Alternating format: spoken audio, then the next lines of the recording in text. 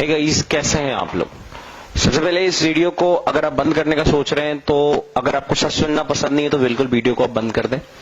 और अगर आप एक स्टूडेंट हैं तो आपके लिए बहुत महत्वपूर्ण है ये। तो जो मैं अभी कहने जा रहा हूं, आगे के आने वाले 4 से 5 मिनट मैं आपका लूंगा, लेकिन उसमें मैं बहुत भयानक बातें बताऊंगा। प्लीज आप सुन लें। अगर आप एक स्टूडेंट हैं, अगर आप एक युवा हैं, अगर आप एक बेरोजगार हैं तो आपके लिए बातें हैं, सुनिए। सीन कुछ इस प्रकार का है कि आईबीपीएस की आज वैकेंसी आती है। 2020 का समय चल रहा है, कोरोना का काल चल रहा है। मैं कुछ कुछ बातों को मानूंगा और कुछ कुछ बातों को आपके सामने बोलूंगा भी। सीन ऐसा है कि 2020 में आज वैकेंसी आती है आईबीपीएस की, और आज वैकेंसी आती है 1167।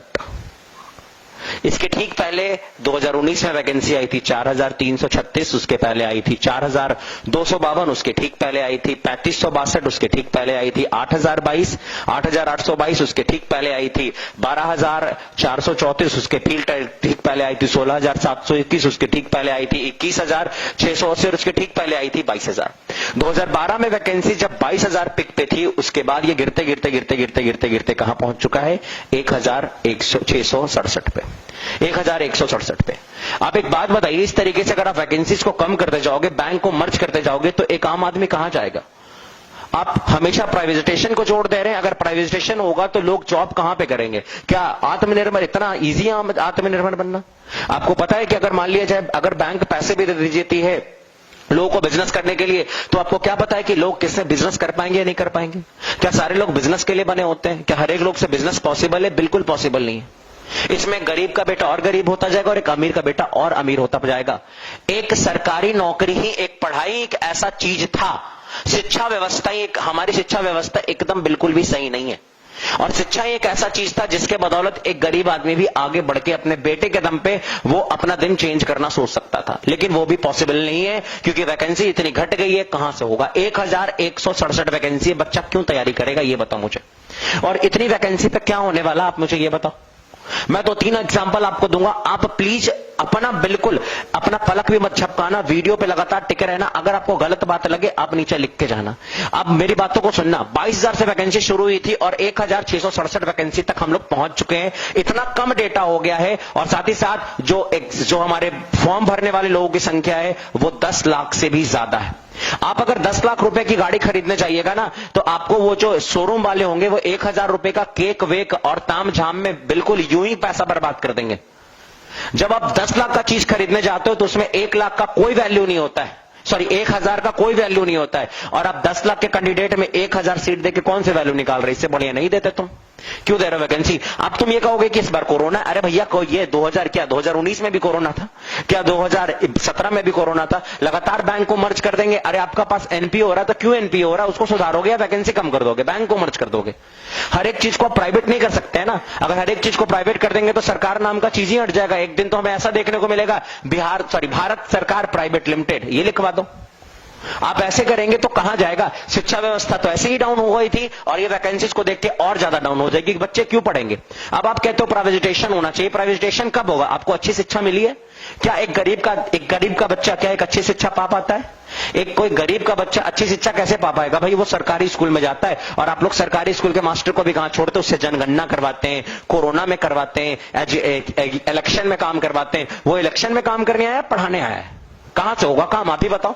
और सोचोगे कि आप वहां पे पढ़ाई होना चाहिए। कैसे पढ़ाई होगा भैया। आप तो वहां पे स्कूल में आधा दिन फोर्स रहते हैं, वहां पे कभी वहां पे कुछ रहता है, कभी वहां पे कुछ रहता है। आधा दिन इधर उधर कहानी रहती है। वो कैसे आप सोच सकते हैं, कैसे एक्सपेक्टेशन आप रख सकते हैं कि कोई गरीब का बच्चा उस स्कूल में पढ़ के और किसी प्राइवेटाइजेशन नौकरी, किसी प्राइवेट कंपनी में अच्छी नौकरी पा पाएगा। उसके लिए पहले से स्किल होना चाहिए। प्राइवेट वाले पहले से स्किल मानते हैं और वो स्किल पाने के लिए एक अच्छा स्कूल चाहिए। और एक अच्छा स्कूल में पढ़ाने के लिए बाप के पास पैसा होना चाहिए। जिस बाप के पास पैसा नहीं होगा अपने बेटे को अच्छा शिक्षा वो नहीं दे पाएगा। और अगर अच्छा शिक्षा नहीं दे पाता है तो वो कभी भी जीवन काल में नहीं जा पाएगा एक अच्छे नौकरी की तरफ। यानी जो गरीब है उसका बेटा भी गरीब रहेगा और भी उसकी पीढ़ियां गरीब ही रहेंगी। जब कोई गरीब का बेटा ना, जब कोई किसान का बेटा ना, एक बेटा ना पढ़ के आईएएस ऑफिसर बन जाता है या पढ़ के किसी बैंक का पीओ बन जाता है या फिर बढ़ के एसएससी का कोई अच्छा ऑफिसर बन जाता है, तो आपको पता होना चाहिए उसका पूरा जनरेशन चेंज हो जाता है। उसके आने वाली पीढ़ियां चेंज हो जाती हैं। फिर उसके कोई लोग जो है वो नीचे दबके के काम नहीं करते हैं, वो भी पढ़ाई करते हैं और वो भी आगे उत्साहित होते हैं। होते कुछ काम को करने के लिए। आप खुद सोचिए, अगर वैकेंसी नहीं रहेगी तो बच्चा क्यों पढ़ाई करेगा। और एक बात और, अगर आपको प्राइवेट करना कोई बात नहीं, प्राइवेट करना बहुत अच्छी बात है, लेकिन आपकी शिक्षा नीति पहले से प्राइवेट लाइक नहीं है। हमारी शिक्षा व्यवस्था प्राइवेट लाइक नहीं है। बच्चों को उस तरीके से ट्रेंड करिए। आप भाई प्राइवेट पहले कर रहे हो और बाद में शिक्षा व्यवस्था ला रहे हो, फायदा क्या। पहले शिक्षा व्यवस्था लाइए, उसके बाद आप प्राइवेट करिएगा। आगे आइए, आगे देखिए। आपको पता होना चाहिए जनरल और ओबीसी वाले को 850 रुपए लगेंगे और 175 रुपए देना पड़ेगा एससी एसटी वालों को। आपको पता है कि कम से कम 10 लाख लोग इस फॉर्म को भरेंगे और 10 लाख से ज्यादा। मैं एक आमूमन बता रहा हूं, पिछले साल 20 लाख लोगों ने फॉर्म भरा था, इस लाख मान लेते हैं कि 10 लाख लोग फॉर्म भरते हैं, तो अगर 10 लाख लोग फॉर्म भरते हैं तो आपको पता होना चाहिए कि सरकार के पास 85 करोड़ रुपया जाएगा। और इस 85 करोड़ में से मान लेते हैं कि 10 करोड़ एग्जाम लेने और ट्रेनिंग कराने में खर्च कर देगा, तो उसके बाकी का 75 करोड़ का हिसाब कहां पे गया। आप मुझे जल्दी से बताइए 75 करोड़ जाएंगे कहां पे। ये 75 करोड़ क्या होगा। आप कहोगे सर्विस होगा, उसको सैलरी मिलेगा, तो जो सर्विस करेगा वो क्या सर्विस नहीं करेगा, वो सरकार को सर्विस नहीं देगा। अगर आप एक स्टूडेंट हैं तो इस वीडियो को ज्यादा से ज्यादा शेयर करिए, सारे बच्चों तक पहुंचाइए, ताकि आपको पता चलना चाहिए, ताकि सबको पता चलना चाहिए कि कुछ होने वाला है, कुछ करने वाले हम लोग हैं। और जब तक हम लोग कुछ काम नहीं करेंगे, हम यूं ही हाथ पैर मोड़ के बैठ जाएंगे। मैं ये नहीं कहता हूं, मैं ये बिल्कुल भी नहीं कहता हूं, मैं किसी की भी बिल्कुल भी निंदा नहीं करता हूं, मैं किसी सरकार की निंदा नहीं करता हूं, मैं हर एक सरकार की बहुत रिस्पेक्ट करता हूं।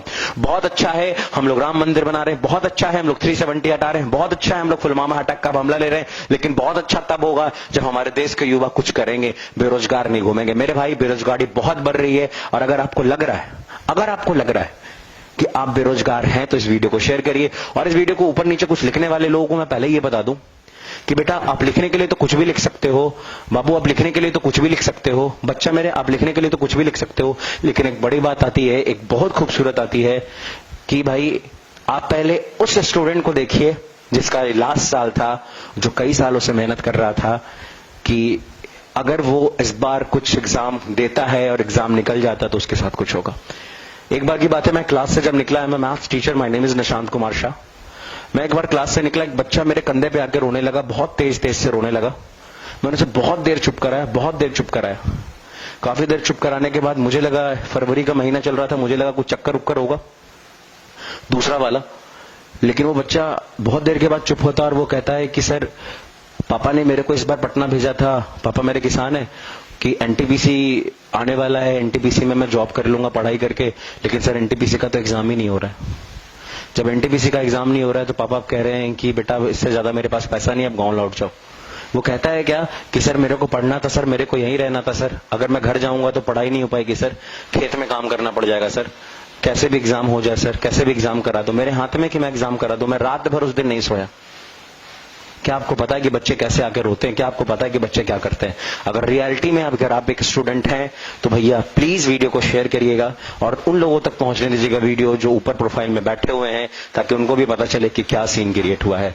आज के लिए इतना ही, थैंक यू वेरी मच।